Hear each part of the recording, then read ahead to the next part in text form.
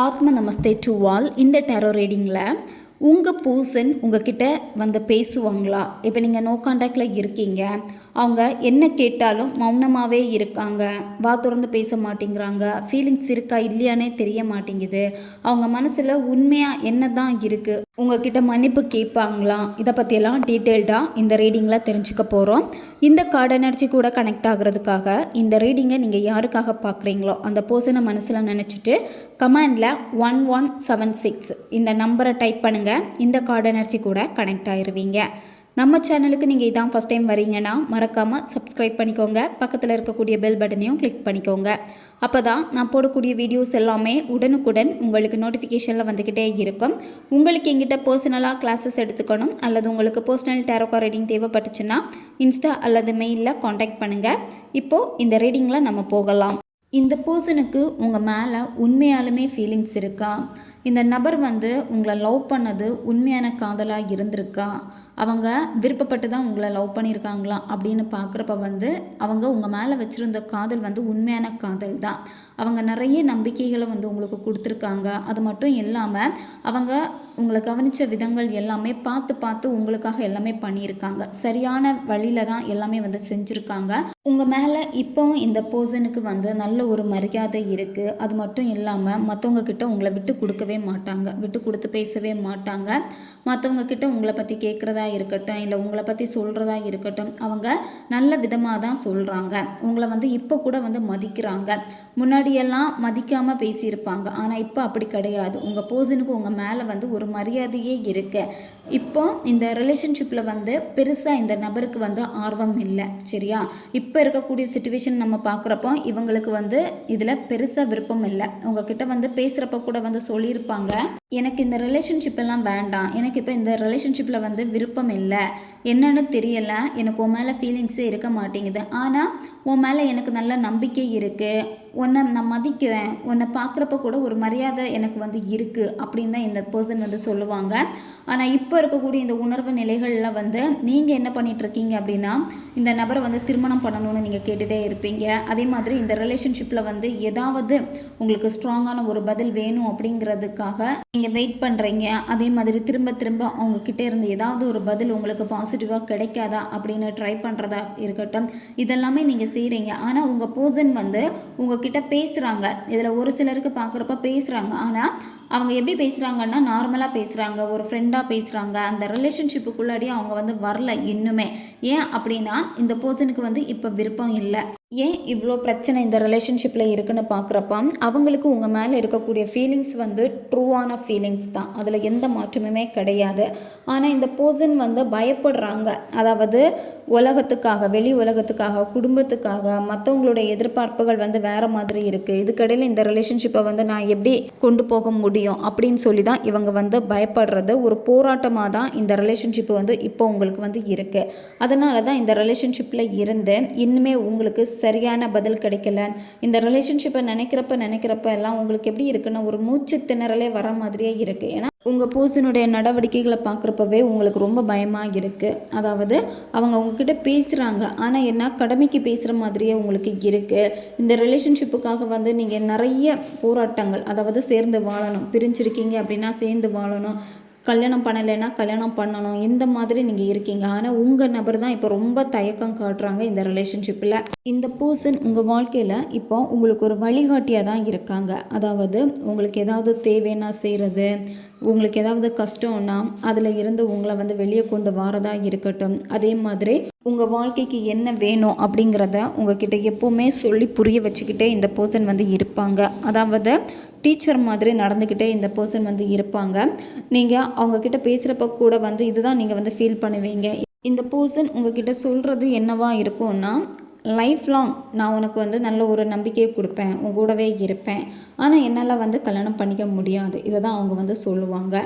இப்போது நீங்கள் என்னத்தான் அவங்களுக்கு அன்பு கொடுத்தாலுமே அவங்கக்கிட்ட இருந்து கிடைக்கக்கூடிய பதில் வந்து இதுவாக தான் வந்து இருக்கும். இந்த ரிலேஷன்ஷிப்பில் வந்து உங்களுக்கு எதிர்பார்ப்புகள் அதிகமாக இருக்குது. நீங்கள் எவ்வளோ தான் உங்களுடைய எதிர்பார்ப்புகள், அதாவது அந்த நபர் மேலே இருக்கக்கூடிய ஃபீலிங்ஸை வந்து வெளியே காமிக்கக்கூடாது அப்படின்னு கண்ட்ரோல் பண்ணணும்னு நீங்கள் நினச்சா கூட உங்களால் வந்து அவங்கக்கிட்ட அந்த ஃபீலிங்ஸை சொல்ல முடியாமல் இருக்கவே முடியலை.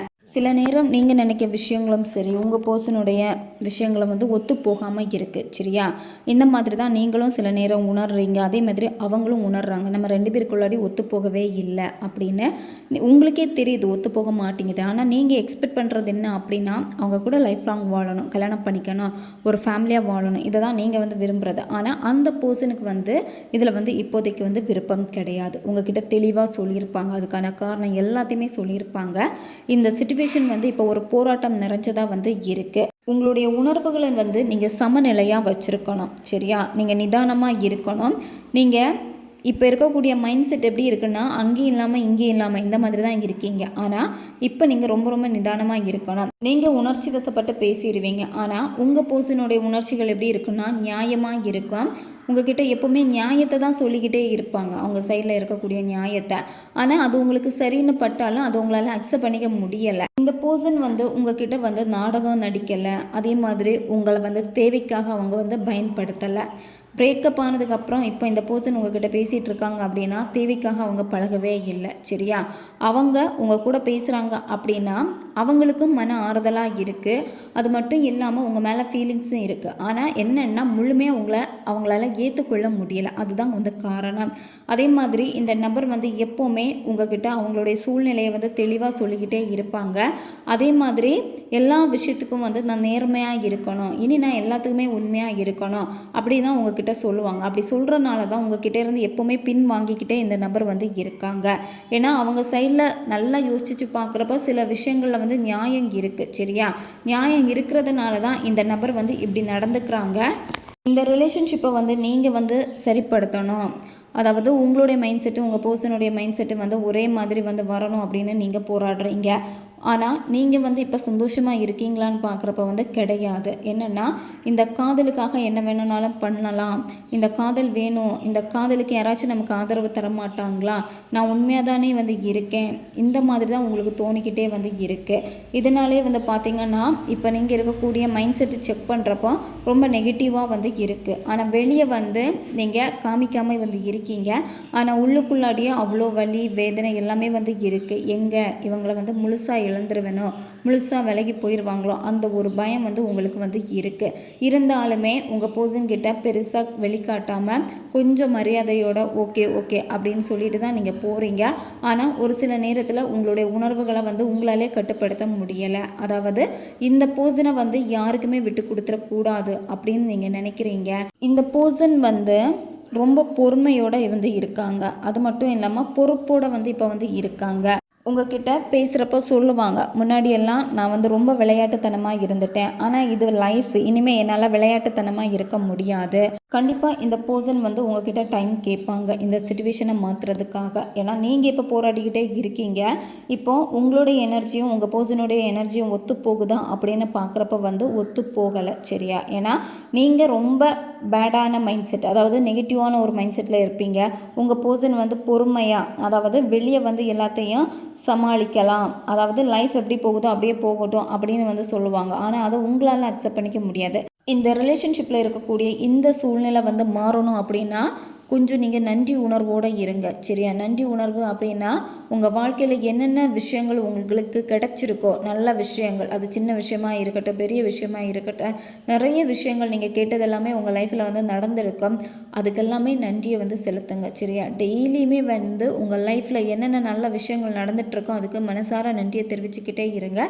கொஞ்சம் நன்றி உணர்வோடு வந்து இருங்க. சரியா? இந்த பர்சன் வந்து இப்போ பின் வாங்கினாலுமே இந்த பர்சனுக்கு வந்து இன்னும் சில நாளில் வந்து மனசு நிச்சயமாக மாறும். அவங்க என்ன பண்ணுவாங்க அப்படின்னா, ஓகே நம்ம ஃப்யூச்சரில் வந்து நம்ம லைஃப்பை வந்து நல்லா கொண்டு போகணும் அப்படின்னு முடிவு பண்ணுவாங்க. கண்டிப்பாக உங்கள் கூட சேர்ந்து வாழணும் அந்த ஒரு முடிவை தான் வந்து எடுப்பாங்க. சிச்சுவேஷன் இப்போ இந்த மாதிரி எல்லாமே இருக்குது, அதாவது உங்களுக்கு ஃபேவராக இல்லாமல் இருக்குது அப்படின்னு நீங்கள் கவலைப்படாதீங்க. நீங்கள் அதிகமான நன்றி உணர்வோடு இருங்க. உங்கள் பர்சன் உங்கள் லைஃப்பில் வந்ததுக்கு நன்றியை தெரிவிங்க. அதே மாதிரி இந்த பர்சன் உங்களுக்காக என்னென்ன பண்ணாங்களோ, இந்த பர்சன் கிட்ட என்னென்ன நல்ல பண்புகள் வந்து இருக்கோ அது எல்லாத்துக்கும் வந்து உணர்வு பூர்வமான நன்றியை வந்து நீங்கள் வெளிக்காட்டிகிட்டே இருங்க. அதாவது பிரபஞ்சத்துக்கிட்ட மனசளவில் அந்த நன்றி நீங்கள் தெரிவிக்கணும். எனக்கு இதெல்லாமே கிடச்சிருக்கு, ரொம்ப ரொம்ப நன்றி, ரொம்ப ரொம்ப நன்றி அப்படின்னு அதை உணர்வோடு நீங்கள் சொல்லுங்கள். சரியா? இந்த மாதிரி நன்றி உணர்வுகள் சொல்ல சொல்ல என்ன ஆகும் அப்படின்னா உங்கள் பர்சனுடைய மனசு இப்போ இருக்கக்கூடிய மைண்ட் செட்டு வந்து மாற ஆரம்பிக்கும். அதாவது இந்த பர்சன் வந்து கண்டிப்பாக உங்கள் கூட சேர்ந்து வாழ்கிறதுக்கான ஃப்யூச்சரை வந்து யோசிப்பாங்க. இந்த பர்சன் உங்கள் கூட வாழ்கிறப்ப வந்து அந்த வாழ்க்கையை வந்து உண்மையாக வாழுவாங்க. அது மட்டும் இல்லாமல் ஒரு திருப்தி அவங்களுக்கு இருக்கும். உங்ககிட்டேயும் சொல்லுவாங்க. அவங்க பேசாமல் இருக்காங்க, மனசுக்குள்ளாடி அந்த ஃபீலிங்ஸை வச்சுருக்கிறப்போ கண்டிப்பாக அதை வந்து உங்ககிட்ட வெளிப்படுத்துவாங்க. உன் கூட வாழ்கிறப்ப தான் எனக்கு திருப்தியாக இருக்குது, இல்லைன்னா என் வாழ்க்கை வந்து வெறுமனே இருக்கிற மாதிரி இருக்கும், எதையோ நான் தொலைச்ச மாதிரியே வந்து இருக்குது அப்படின்னு உங்ககிட்டயே சொல்லுவாங்க. அதே மாதிரி அவங்க வாழ்க்கைக்கு வந்து நீங்கள் தான் தகுதியான ஒரு பர்சன் அப்படின்னு அவங்க வந்து நினைப்பாங்க. இப்போ இந்த சிச்சுவேஷன் உங்களுக்கு வந்து பேடாக இருந்தாலுமே கண்டிப்பாக போக போக எல்லாமே வந்து கொஞ்சம் கொஞ்சமாக மாற ஆரம்பிக்கும். ஏன்னா அந்த பர்சன் வந்து ஆட்டோமேட்டிக்காக மாறவும் ஆரம்பிச்சிருவாங்க. அவங்களுடைய வாழ்க்கையும் சரி, அவங்களுடைய பொருளாதாரமும் சரி, அவங்களுடைய குடும்பமும் சரி உங்களோட தான் சேர்ந்து வாழணும் அப்படின்னு வந்து விருப்பப்படுவாங்க. எல்லாத்துலேயும் வந்து நீங்களும் பங்கெடுத்துக்கணும். பேரண்ட்ஸ் வந்து அக்செப்ட் பண்ணிக்காமல் இருக்காங்க, இல்லை மற்றவங்களுக்கு வந்து விருப்பம் இல்லாமல் இருக்குது அப்படின்னா கண்டிப்பாக வந்து அந்த பர்சன், அதாவது நீங்கள் விரும்பக்கூடிய பர்சன் வந்து பேசி எடுத்து திரும்ப உங்கள் 2 பேரையும் வந்து சேர்த்து வைக்கணும்னு பார்ப்பாங்க. அதாவது நீங்கள் 2 பேருமே எதிரெதிராக இருக்கீங்க, அவங்களுக்கு உங்களை பிடிக்காமல் இருக்குது அப்படின்னா பேசி சமாதானப்படுத்தி அந்த குடும்பத்தை உங்கள் கூட சேர்த்துக்கணும் அப்படின்னு தான் வந்து நினைப்பாங்க. சரியா? இந்த பர்சன் வந்து எப்போவுமே வந்து நிலையாக தான் வந்து இருப்பாங்க. இவங்க வந்து உங்களை ரொம்ப வந்து கேர் பண்ணுவாங்க. அதே மாதிரி கரண்ட் சிச்சுவேஷன் எல்லாம் பார்க்குறப்போ இந்த ரிலேஷன்ஷிப்பில் நிறைய சிக்கல்கள் வந்து இருக்குது. சரியா? உங்களால் கணிக்க முடியாத அளவுக்கு வந்து நிறைய பிரச்சனைகள் வந்து இருக்குது. நல்லா போகிற மாதிரி இருக்கும், சடனாக எல்லாமே மாறின மாதிரி இருக்கும். அதே மாதிரி இந்த ரிலேஷன்ஷிப்பு எப்போ எப்படி மாறுதுன்னு, எப்போ எப்படி ஆகும்னு நினச்சி நீங்கள் ரொம்ப ஒரு குழப்பத்தோடு நீங்கள் இப்போ இருப்பீங்க. கரண்ட் சிச்சுவேஷன் பார்க்குறப்ப அந்த மாதிரி தான் இருக்குது. ஆனால் இனிமே இதெல்லாமே வந்து நார்மல் ஆகும். சரியா? இப்போ இருக்கக்கூடிய இந்த சிச்சுவேஷனை வந்து நீங்கள் பெருசாக வந்து எடுத்துக்காதீங்க. ஏன்னா உங்களால் வந்து கணிக்கவே முடியாது இந்த சிச்சுவேஷன் எப்படி இருக்கிறப்ப இந்த ரிலேஷன்ஷிப் கிடைக்காமலே போயிடும் அப்படின்னு தான் உங்களுக்கு வந்து தோணும். சரியா? ஆனால் இது வந்து நிரந்தரம் கிடையாது. கண்டிப்பாக இந்த சிச்சுவேஷன் வந்து மாறும். இப்போ நீங்கள் டெய்லியுமே உங்கள் லைஃப்பில் நீங்கள் செய்ய வேண்டியது, எப்போவுமே உங்களுக்கு என்ன வேணுமோ அந்த விஷயத்தில் மட்டும் நீங்கள் தெளிவாக இருக்க. உங்களுடைய இலக்குகளை வந்து நீங்கள் கவனமாக வச்சுக்கோங்க. சரியா? இந்த மாதிரி வச்சுக்கிறப்ப தான் உங்களுடைய உணர்வுகள் எல்லாமே வந்து ஒரே திசையை வந்து உங்கள் பர்சன்கிட்ட வந்து போகும். இப்போ அடிக்கடி உங்கள் மைண்ட் செட்டு மாற்றிக்கிட்டே இருக்கீங்க. நீங்கள் அடிக்கடி மைண்ட் செட்டு மாறினால தான் நீங்கள் குழப்பமாகவே இருக்கீங்க. உங்கள் பர்சன் வந்து இப்போ தெளிவாக இருக்காங்க. உங்கள் நபர் இப்போ தெளிவாக இருக்கிறதுனால தான் சில விஷயங்கள் வந்து பொருந்தி போகாமல் வந்து இருக்குது. உங்கள் நபர் வந்து எதிர்பார்க்குறது என்ன அப்படின்னா அவங்க ஃபேமிலி மெம்பர்ஸ் கூட வந்து நீங்கள் பொருந்தி போகணும். அதுதான் அவங்க வந்து விரும்புகிறாங்க. சரியா? இப்போது அவங்க ஃபேமிலிக்கு வந்து விருப்பம் இல்லாமல் இருக்குது. அதை வந்து எப்படி சரி பண்ணுறது, அது ஒரு எண்ணமாகவும் உங்கள் நபருக்கு வந்து இருக்குது. ஏன்னா உங்கள் பர்சன் வந்து எல்லாரையும் விட்டுட்டு உங்கள் கூட வரணும் அப்படின்னு வந்து அவங்க விருப்பப்படவே இல்லை. எல்லாரும் சேரணும், எல்லா ஃபேமிலியும் இருக்கணும், எல்லாரோடையும் ஒத்துழைப்போடு இந்த மேரேஜ் நடக்கணும், எல்லாருமே இந்த லவ்வுக்கு வந்து ஓகே சொல்லணும், அதுதான் அவங்க வந்து நினைக்கிறது. இந்த பர்சன் உங்கள் மேலே நிச்சயமாக அக்கறை வந்து எடுத்துப்பாங்க. சரியா? ஏன்னா அவங்க உங்கள் மேலே வச்சுருக்கக்கூடிய அந்த பாசம் வந்து எப்படி இருக்குன்னு பார்க்குறப்ப வந்து அன்கண்டிஷனல் லவ்வாக தான் வந்து இருக்குது. சரியா? ஆனால் என்ன அப்படின்னா அவங்க எப்போவுமே நீங்கள் நல்லா இருக்கணும் அப்படின்னு நினைக்கிறாங்க. எப்போவுமே உங்ககிட்ட சொல்லுவாங்க, நான் இல்லைன்னா கூட நீ நல்லா சேஃபாக இருக்கணும், உன் வாழ்க்கையை பார்த்துக்கோ அப்படின்னு சொல்லிட்டு எப்போவுமே லவ்வை விடையுமே வந்து உங்கள் லைஃப் நல்லா இருக்கணும், அதுக்கு தான் வந்து முக்கியத்துவம் கொடுத்துக்கிட்டே இருப்பாங்க. இந்த பர்சனுடைய லவ் வந்து உங்களுக்கு எப்போவுமே வந்து கிடைக்கும். சரியா? நிலையாக இருக்குமா? இப்போ அடிக்கடி பிரேக்கப் ஆகிக்கிட்டே இருக்குது, வராங்க போகிறாங்க, இவங்க வந்து நிலையாக இருப்பாங்களா, அந்த ஒரு சந்தேகம் உங்களுக்கு வந்து இருந்துக்கிட்டே இருக்குது. அதே மாதிரி உங்கள் மேலே உண்மையான அக்கறை இருக்கா அப்படின்னே உங்களுக்கு வந்து டவுட் வந்து இருக்குது. இந்த நபருக்கு வந்து உங்கள் மேலே இருக்கக்கூடிய அன்பு எப்படிப்பட்ட அன்புன்னு பார்க்குறப்ப நிலையாக இருக்கும். சரியா? நீண்ட காலமாக இந்த ரிலேஷன்ஷிப் வந்து உங்களுக்கு இருக்கும். அதே மாதிரி இப்போ வந்து உங்கள் பர்சனுக்கு உங்கள் மேலே வந்து எந்த விதமான அட்ராக்ஷனும் கிடையாது. அதாவது அவங்க உங்களை பார்க்கக்கூடிய விதங்கள் எல்லாமே எப்படி இருக்குன்னு பார்க்குறப்ப ஒரு மதிப்பு மரியாதை இந்த மாதிரி தான் இருக்குது. சரியா? அவங்களுக்கு அந்த ஃபிசிக்கல் அட்ராக்ஷன் அது எதுவுமே பெருசாக உங்கள் மேலே வந்து இல்லை. உங்கள் பர்சன் எப்போவுமே அவங்களுடைய உள்ளுணர்வு என்ன சொல்லுதோ அந்த உள்ளுணர்வை கேட்கக்கூடிய தன்மை வந்து இருக்குது சரியா. அதாவது மனசு சொல்கிறதா நடக்கும் அப்படின்னு சொல்லிட்டு அவங்க வந்து நம்புவாங்க. அதனால் எப்போவுமே அவங்களுடைய மனநிலைமை வந்து என்னென்னா மாறிக்கிட்டே இருக்கும் சரியா. உங்ககிட்டயும் சொல்லுவாங்க, என் மைண்ட் செட்டு மாறுது, என் மைண்ட் செட்டு சரியில்லை, நீ பேசுகிறது எனக்கு பிடிக்கலை, இந்த மாதிரி கூட சொல்லுவாங்க. நீங்கள் ஏதாவது ஒரு விஷயம் வந்து கேட்க போகிறீங்க அப்படின்னா நீங்கள் கேட்குறதுக்கு முன்னாடியே உங்கள் நபருக்கு வந்து புரிஞ்சிடும். அதாவது நீங்கள் வந்து அவங்கக்கிட்ட என்ன எதிர்பார்க்குறீங்க அப்படின்னு அதையும் உங்ககிட்ட சொல்லுவாங்க. உங்கள் பர்சனுடைய வீக்னஸை வந்து கண்டிப்பாக உங்ககிட்ட வெளிப்படுத்துவாங்க. உங்ககிட்டயே ஓப்பனாக சொல்லிடுவாங்க, என்னுடைய வீக்னஸ் வந்து இதுதான், ஆனால் இதை பார்த்து அல்லது இதை வச்சோ நீ என்னை வந்து பிளாக்மெயில் பண்ணால் கூட நான் இதுக்கெல்லாம் வந்து பயப்பட மாட்டேன் அப்படின்னு கூட உங்ககிட்ட சொல்லுவாங்க. ஏன்னா அவங்களுடைய உணர்வுகளை வந்து உங்ககிட்ட ஓப்பனாகவே வந்து வெளிப்படுத்திடுவாங்க. உங்கள் பர்சனால் உங்ககிட்ட பேசாமல் இருக்கவே முடியாது, நிச்சயமாக வந்து பேசுவாங்க. நீங்கள் எவ்வளோக்கு எவ்வளோ சந்தோஷமாக இருக்கீங்களோ, நீங்கள் எவ்வளோக்கு எவ்வளோ உங்களுடைய சந்தோஷத்தை வந்து வெளிப்படுத்துகிறீங்களோ, அதாவது ஹாப்பியான அந்த வைப்ரேஷனை வெளிப்படுத்துகிறீங்களோ அப்போ தான் உங்கள் பர்சனுடைய உணர்வுகள் வந்து வெளியே வரும் சரியா.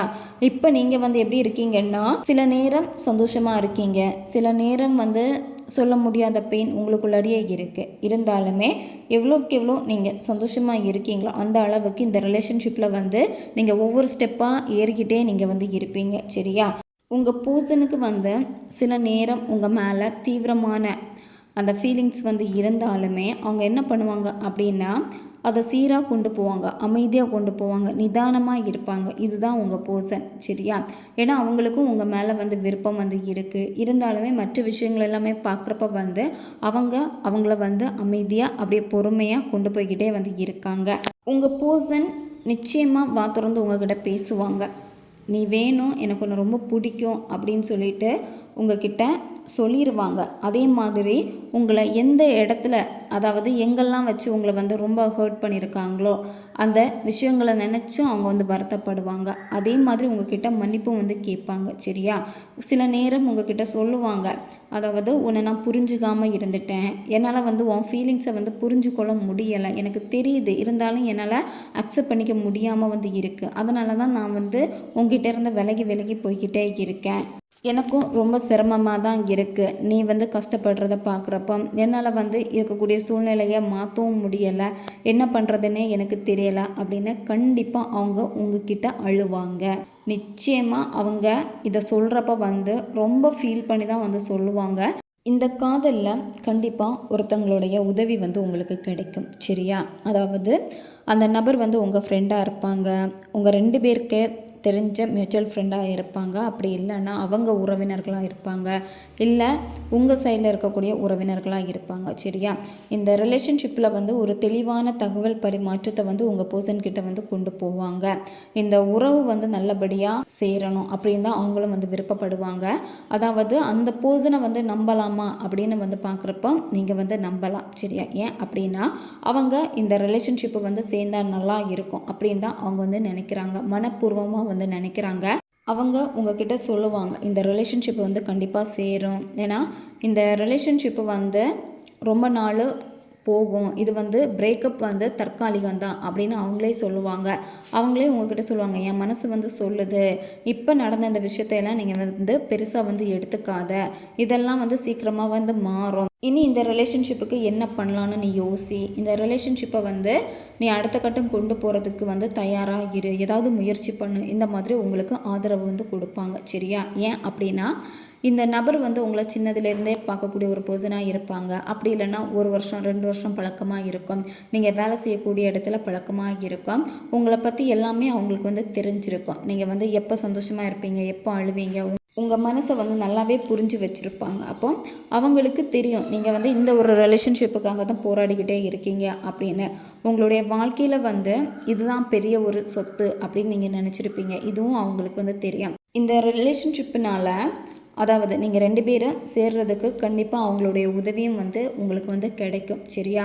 அவங்களுடைய உதவினாலே வந்து உங்கள் 2 பேருக்கு இடையில திரும்ப வந்து பேச்சுவார்த்தைகள் வந்து வரும், ஒருத்தருக்கு ஒருத்தர் நிச்சயமாக வந்து பேசுவீங்க, அவங்க ஏதாவது ஒரு உதவியை வந்து உங்களுக்காக பண்ணுவாங்க. அந்த பர்சன் உங்ககிட்ட சொல்கிறத, இந்த ரிலேஷன்ஷிப்பில் வந்து இன்னும் நிறைய நீ பார்க்க வேண்டியது இருக்குது, இதுக்கே நீ சோர்வாகலாமா, இதெல்லாம் பெருசாக எடுத்துக்காத, நிதானமாக இரு, கொஞ்சம் பொறுமையாக செயல்படு, கொஞ்சம் ஒன்று நீ பார்த்துக்கோ, இந்த மாதிரி தான் உங்ககிட்ட சொல்லுவாங்க. அவசரப்படாத, அவசரப்பட்டேன்னா எல்லாமே வந்து மாறி போகும். அதனால் கொஞ்சம் நீ அமைதியாக இரு, உனக்கான நேரம் வரும், கொஞ்சம் நீ டைம் எடுத்துக்கோ, ஒன்று நீ முதல்ல பாரு, இந்த மாதிரி சொல்லுவாங்க. சரியா?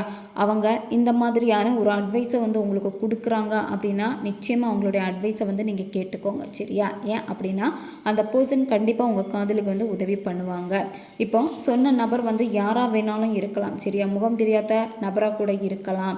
இந்த மாதிரி ஒரு உதவி கண்டிப்பாக வந்து உங்களுக்கு அந்த நபரால் வந்து கிடைக்க போகுது.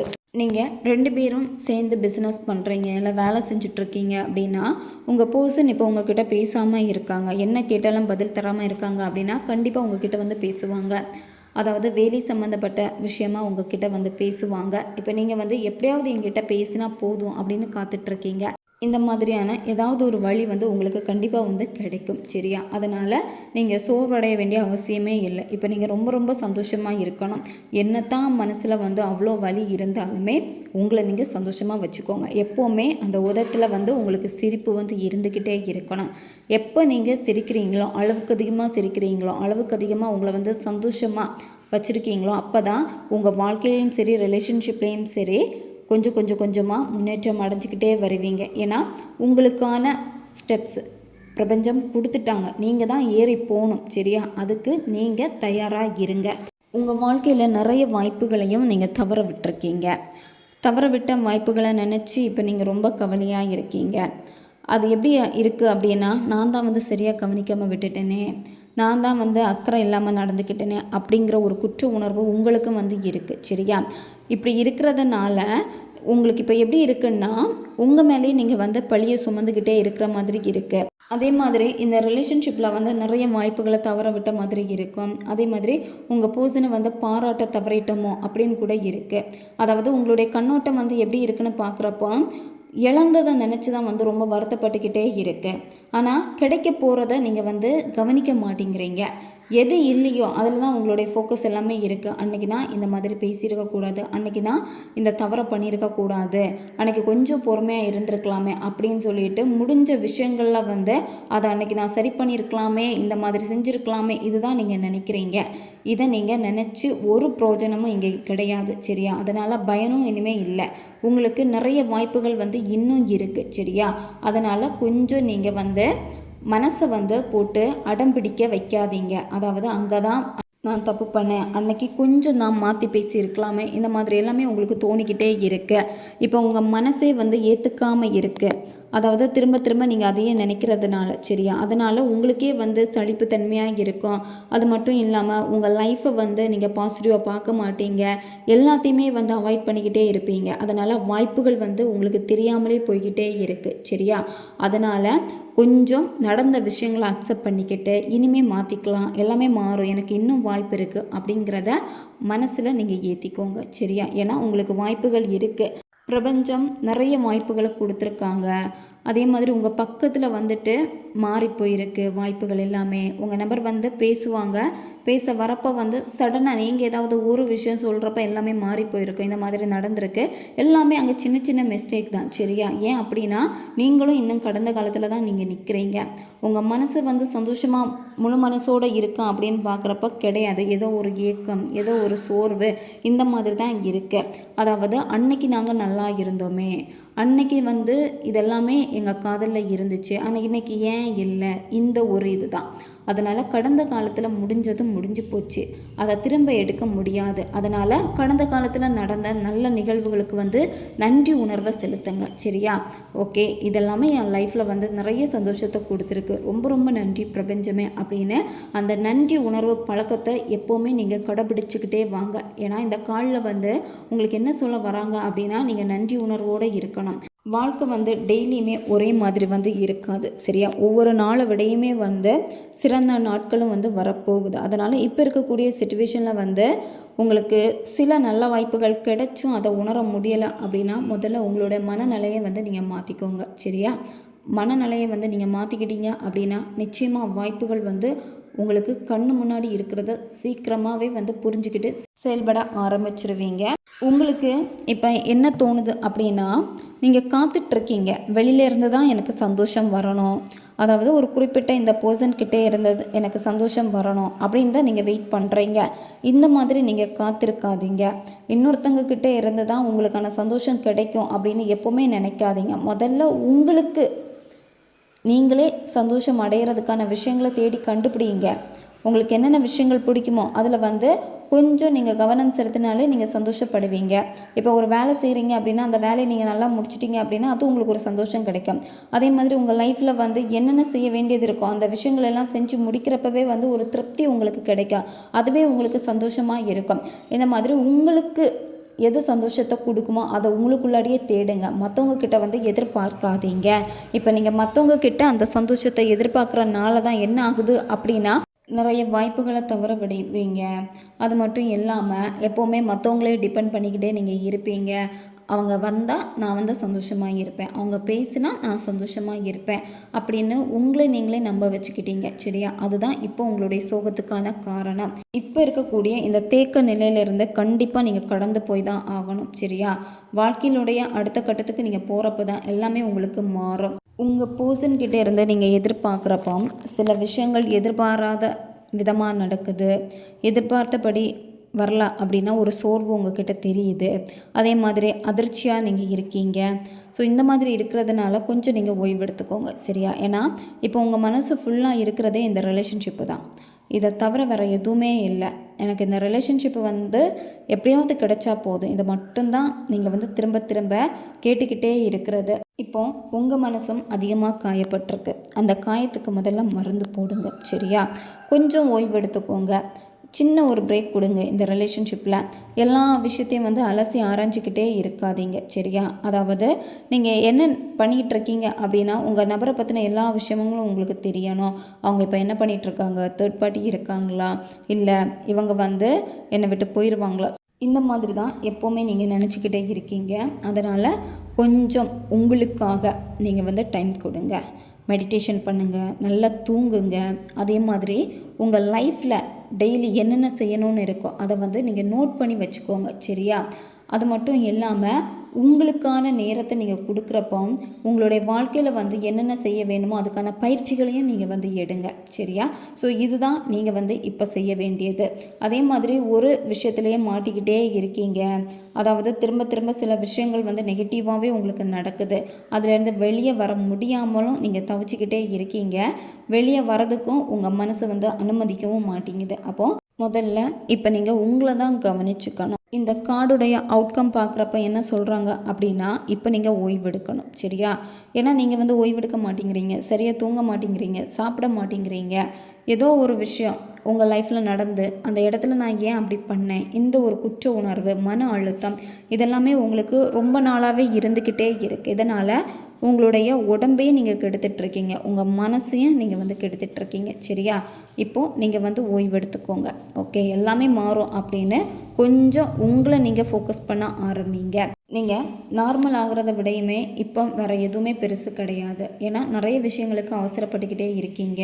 அவசரப்படப்பட உங்கள் மனம் வந்து சோர்வடைஞ்சிக்கிட்டே இருக்குது. சரியா? அதாவது ரொம்ப டயர்டாகிட்டே இருக்கீங்க. இந்த காதல் காதல் காதல் இதுதான் உங்களுக்கு வந்து இருக்கிறது. அதனால் எப்போவுமே எல்லா சூழ்நிலைகளும் மாறும், அந்த ஒரு நம்பிக்கையை வந்து மனசில் வச்சுக்கோங்க. உங்கள் பர்சனுடைய மனசு வந்து சீக்கிரமாகவே மாறணும், உங்களை வந்து சீக்கிரமாகவே அக்செப்ட் பண்ணிக்கணும். எப்போவுமே அவங்களுடைய எண்ணங்களில் வந்து நீங்கள் தான் அதிகமாக இருக்கணும் அப்படின்னா இந்த மெத்தடை நீங்கள் ஃபாலோ பண்ணுங்கள். இந்த மெத்தடை வந்து நீங்கள் எந்த டேயில் ஸ்டார்ட் பண்ணலாம் அப்படின்னா அமாவாசை அல்லது பௌர்ணமி அன்னைக்கு செய்யலாம், அல்லது ஞாயிற்றுக்கிழமை அல்லது வியாழக்கிழமை. இந்த நாட்களில் ஏதாவது ஒரு நாளில் இந்த மெத்தடை நீங்கள் செய்யணும். தொடர்ந்து இந்த மெத்தடை வந்து 9 நாட்கள் வந்து ஃபாலோ பண்ணணும். சரியா? இந்த 9 நாட்கள் வந்து நீங்கள் தொடர்ந்து செய்கிறீங்க அப்படின்னா இடையில கேப் எதுவுமே விடக்கூடாது, டெய்லியுமே செய்யணும். பெண்கள் தீட்டு சமயத்தில் இதை செய்யக்கூடாது, இதை நான்வெஜ் சாப்பிட்டுட்டு செய்யக்கூடாது. மெத்தடு முடித்ததுக்கப்புறமா வேணால் நீங்கள் நான்வெஜ் சாப்பிட்டுக்கோங்க. அமைதியான ஒரு பிளேஸை வந்து சூஸ் பண்ணிக்கோங்க. யாரும் உங்களை டிஸ்டர்ப் பண்ணாத மாதிரி பார்த்துக்கோங்க. வெறும் தரையில் உட்காரக்கூடாது. ஏதாச்சும் விரிப்பு போட்டு உட்காந்துக்கோங்க. இந்த மெத்தடை நீங்கள் செய்கிறப்போ ஒரு கேண்டில் அல்லது தீபம் ஏற்றி வச்சுக்கோங்க. அந்த தீப ஒளியில் தான் இதை நீங்கள் செய்யணும். இந்த மெத்தடுக்கு உங்களுக்கு தேவைப்படுறது ரெட் கலர் பென் வந்து தேவைப்படும். மெத்தடு செய்ய போகிறதுக்கு முன்னாடி ப்ரீத்திங் எக்ஸசைஸ் பண்ணணும். மெதுவாக மூச்சம் ஆழமாக உள்ளே இழுத்துட்டு ஒரு செகண்ட் ஹோல்டு பண்ணிவிட்டு மெதுவாக வாய் வழியாக மூச்சை வெளியே விடுங்க. இந்த மாதிரி 10லேருந்து 15 வாட்டி நீங்கள் செய்யணும். இதை நீங்கள் செய்கிறப்போ மைண்டு வந்து ரொம்ப ரிலாக்ஸ் ஆகும். அதுக்கப்புறமா யாருக்காக இதை செய்கிறீங்களோ அந்த பர்சனை நீங்கள் மனசில் நினச்சிக்கோங்க. சரியா? அவங்கள மனசில் சரியாக கற்பனை பண்ண முடியலை அப்படின்னா அவங்களுடைய ஃபோட்டோ இருக்குன்னா அவங்களுடைய ஃபோட்டோவை நீங்கள் பாருங்கள். மொபைலில் ஃபோட்டோ இருந்தால் கூட ஓகே தான். ஃபோட்டோ நீங்கள் பார்க்குறப்ப உங்கள் பர்சனுடைய புருவ மத்தியை தான் நீங்கள் ஃபோக்கஸ் பண்ணணும். புருவ மத்தினா 2 புருவங்களுக்கு நடுவில் இருக்கக்கூடிய பகுதி வந்து புருவ மத்தி. சரியா? புருவ மத்தி நீங்கள் ஃபோக்கஸ் பண்ணுங்கள். புருவ மத்தியை கொஞ்சம் நீங்கள் ஃபோக்கஸ் பண்ண என்ன ஆகும்னா கொஞ்சம் நேரத்திலேயே பிளர் ஆகும் அப்படியே அந்த இமேஜ். அதுக்கப்புறமா உங்கள் கண்களை மூடிட்டு உங்களுடைய மனக்கண்ணால் உங்கள் நபரை பாருங்கள். கண்களை மூடுறப்பவே அவங்களுடைய ஃபோட்டோ நீங்கள் எந்த ஒரு படத்தை வந்து நீங்கள் பார்த்தீங்களோ அது உங்களுக்கு கண்ணை மூடுறப்பவே வந்து தெரியும். சரியா? அந்த பர்சனை அப்படியே நீங்கள் மனசில் நினச்சிட்டு இப்போவும் இவங்க கூட சந்தோஷமாக இருக்கீங்க. அதே மாதிரி அவங்க உங்கள் மேலே வந்து ரொம்பவும் அடிக்டடாக இருக்காங்க. உருகி உருகி லவ் பண்ணுறாங்க. எப்படி உங்கள் மேலே வந்து அன்பை காட்டணும்னு நினச்சிங்களோ அதே மாதிரியான அன்போடு இந்த நபர் வந்து உங்ககிட்ட இருக்காங்க அப்படின்னு ஹாப்பியாக நினச்சிக்கிட்டே என்ன பண்ணணும்னா உங்களுடைய இடது கை உள்ளங்கையில், சரியா, இடது கை உள்ளங்கையில் இந்த நம்பரை எழுதணும். 1176 இடது உள்ளங்கையில் எழுதணும். எழுதிட்டு அதுக்கு கீழே உங்கள் பர்சனுடைய பேரை வந்து நீங்கள் எழுதுங்க. ரெட் கலர் பென்னால் எழுதணும். நீங்கள் அவங்கள என்ன நேமில் அதிகமாக கூப்பிடுவீங்களோ அந்த பெட் நேமே வந்து நீங்கள் எழுதிக்கோங்க. எழுதிட்டு அடுத்து நீங்கள் என்ன பண்ணணும் அப்படின்னா ஒரு ஏலக்காய் எடுத்துக்கோங்க. அதுக்கப்புறமா கொஞ்சமாக பச்சை கற்பூரம் எடுத்துக்கோங்க. சரியா? உங்களுடைய இடது உள்ளங்கையில் ஏலக்காய் பச்சை கற்பூரத்தை நீங்கள் வைக்கணும். நீங்கள் நம்பரு பேரெல்லாம் எழுதி வச்சுருப்பீங்கள்ல அதுக்கு மேலே நீங்கள் வச்சுட்டு கையை நல்லா டைட்டாக க்ளோஸ் பண்ணிக்கோங்க. க்ளோஸ் பண்ணிவிட்டு இப்போ அந்த பர்சன் உங்கள் கூட இருக்காங்க, ஹாப்பியாக வாழ்கிறீங்க, கால் பண்ணுறாங்க, அவங்க மனசில் இருக்கக்கூடிய ஃபீலிங்ஸ் எல்லாத்தையுமே வந்து உங்ககிட்ட ஓப்பனாக சொல்கிறாங்க, உங்ககிட்ட ரொம்ப உண்மையாக இருக்காங்க. இந்த மாதிரி ஹாப்பியாக நினச்சிக்கோங்க. உணர்வு பூர்வமாக நினச்சிக்கோங்க. வைப்ரேஷன் தான் முக்கியம். சரியா? இந்த பிரபஞ்சத்திற்கு உணர்வுகள் தான் ரொம்ப ரொம்ப முக்கியம். மொழிகள் வந்து முக்கியமே கிடையாது. அதுதான் உங்களுடைய உணர்வு நிலைகளை வந்து ஹாப்பியாக அந்த வைப்ரேஷனை நீங்கள் கொடுக்கணும். அந்த அதிர்வலைகள் தான் இந்த பிரபஞ்சத்துக்கிட்ட போகும். பிரபஞ்சம் அதை உங்கள் பர்சன்கிட்ட கொண்டு போய் சேர்ப்பாங்க. நீங்கள் 2 பேரும் ஹாப்பியாக வாழ்கிறீங்க அப்படின்னு நினச்சிக்கிட்டே பிரபஞ்சத்திற்கு மனசார நன்றியை தெரிவிச்சுட்டு அடுத்து என்ன பண்ணணும் அப்படின்னா அந்த ஏலக்காய் பச்சை கற்பூரம் கையில் வச்சுருப்பீங்கல்ல அதை வந்து எரிச்சிடுங்க. சரியா? அந்த ஏலக்காய் நல்லா சாம்பல் ஆகணும். வேணும்னா கொஞ்சம் கூட பச்சை கற்பூரம் வச்சு நீங்கள் எரிச்சிருங்க. அந்த சாம்பலை என்ன பண்ணணும் அப்படின்னா தண்ணியில் கரைச்சி செடிக்கு வந்து ஊற்றிடுங்க. எடுக்கக்கூடிய ஏலக்காய் வந்து காஞ்சி போன ஏலக்காவாக இருக்கக்கூடாது. நல்லா க்ரீனாக இருக்கணும். ஃப்ரெஷ்ஷாக இருக்கக்கூடிய ஏலக்காய் வந்து எடுத்துக்கோங்க. இந்த மாதிரி தான் ஒவ்வொரு நாளுமே நீங்கள் செய்யணும். தொடர்ந்து 9 நாட்கள் ஒவ்வொரு நாளுமே புதுசாக ஏலக்காய் பச்சை கற்பூரம் எடுத்து ஃபஸ்ட் டே எப்படி செஞ்சீங்களோ அதே மாதிரி நீங்கள் செய்யுங்க. எந்த டைமில் நீங்கள் செய்யணும் அப்படின்னா நைட்டு வந்து 10 மணிக்கு மேலே 10 மணிலேருந்து 12 மணி இந்த இடைப்பட்ட நேரத்துக்குள்ளாடி இதை நீங்கள் வந்து செய்யுங்க. நன்மைக்காக மட்டுமே பயன்படுத்துங்க. இதை நீங்கள் செய்கிறப்போ உங்கள் பர்சனுடைய மனசில் இருக்கக்கூடிய விஷயங்கள் எல்லாத்தையுமே வந்து ஓப்பனாக உங்ககிட்ட சொல்லிடுவாங்க. உங்கள் மேலே ரொம்ப அன்பாக இருப்பாங்க. அதே மாதிரி அக்செப்ட் பண்ணிப்பாங்க. இப்போ வந்து அவங்களால சரியாக அக்செப்ட் பண்ணிக்க முடியாமல் இருக்குது, மைண்டு மாறிக்கிட்டே இருக்குது. இனிமேல் அப்படி இருக்க மாட்டாங்க. உங்ககிட்ட தேடி வருவாங்க. உங்ககிட்ட விரும்பி வந்து பேசுவாங்க. தேவைப்படுறவங்க இதை பயன்படுத்திக்கோங்க. இதில் நம்ம பார்த்தது ஒரு ஜென்ரல் ரீடிங் தான். பொருந்தக்கூடிய விஷயங்களை எடுத்துக்கோங்க, மற்றதை விட்டுருங்க. உங்களுக்கு பர்சனல் டேரோ கார்ட் ரீடிங் தேவைப்பட்டுச்சுன்னா இன்ஸ்டா அல்லது மெயிலில் காண்டாக்ட் பண்ணுங்கள். உங்களுக்கும் டேரோ கார்ட் ரீடிங் கற்றுக்கணும் இன்ட்ரெஸ்ட் இருக்குது அப்படின்னா நாங்கள் கிளாஸஸ் எடுத்துகிட்ருக்கோம். தேவைப்படுறவங்க இன்ஸ்டா அல்லது மெயிலில் காண்டாக்ட் பண்ணுங்கள். அடுத்த ஒரு வீடியோ பதிவில் சந்திக்கலாம். நன்றி.